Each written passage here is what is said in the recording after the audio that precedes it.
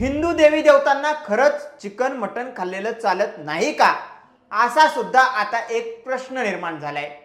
आपण महाराष्ट्रातील सर्वात पहिल्यांदा उदाहरण या प्रश्नासाठी घेऊ। महाराष्ट्रात भटक्यांची पंढरी म्हणून मडीच्या कानिफनाथाला मोठ्या प्रमाणात पूजलं जातं।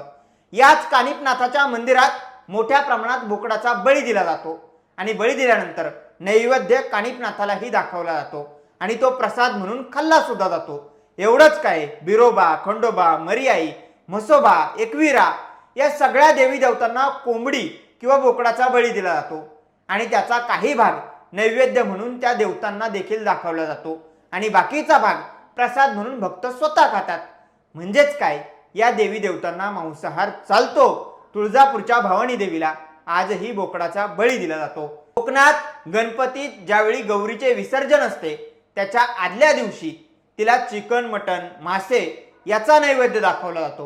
म्हणजेच काय, महाराष्ट्रातील अनेक देवी देवतांना चिकन मटन खाल्लेलं नक्कीच चालतं।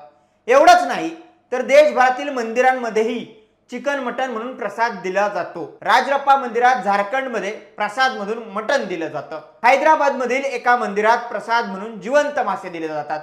मुंदिया स्वामी मंदिरात तमिळनाडूत आठवड्यातून 3 दिवस मटन बिर्याणी प्रसाद म्हणून बनवली जाते। आसाम मधील कामाख्या देवी मंदिरात बकऱ्याचा बळी दिला जातो आणि त्याचं मांस प्रसाद म्हणून वाटलं जातं। कोलकात्यातील काही मंदिरात सुद्धा प्रसाद म्हणून मटन दिलं जातं। म्हणजेच काय, देव फक्त शाकाहारी नाही तर देवांना त्यांचे भक्त जे खातात ते सुद्धा चालतं। मुळात निसर्गाने जे दिलंय त्याचा उपयोग माणसाने त्याच्या जीवनात केलाच। देवाची पूजा अर्चा आपण सगळेच करतो, पण आपल्या जशा परंपरा आहेत, आपली जशी जगण्याची पद्धत आहे तसेच आपले देव सुद्धा आहेत।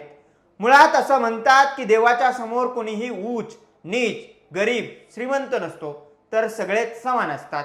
म्हणून देव तुम्ही काय खाता हे पाहत नाही, तर तुम्ही जीवनात इतरांसोबत कसे वागता हे बघतो। पंढरीच्या पांडुरंगाला चिकन मटन खाणारी माणसं नक्कीच चालत असणार, कारण हा देव येथील सामान्य माणसाला आपला वाटणारा देव आहे।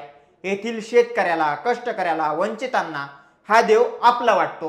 व्हेज आणि नॉनव्हेज या सगळ्या गोष्टीवरून राज्यात किती दिवस वाद सुरू राहणार आहेत?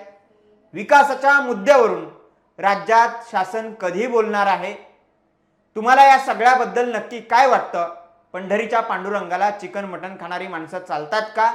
आणि व्हेज आणि नॉनव्हेज यावरून राज्यात किती दिवस असंच वातावरण राहणार? या सगळ्याबद्दल तुम्हाला काय वाटतं? आम्हाला कमेंट करून सांगायला विसरू नका।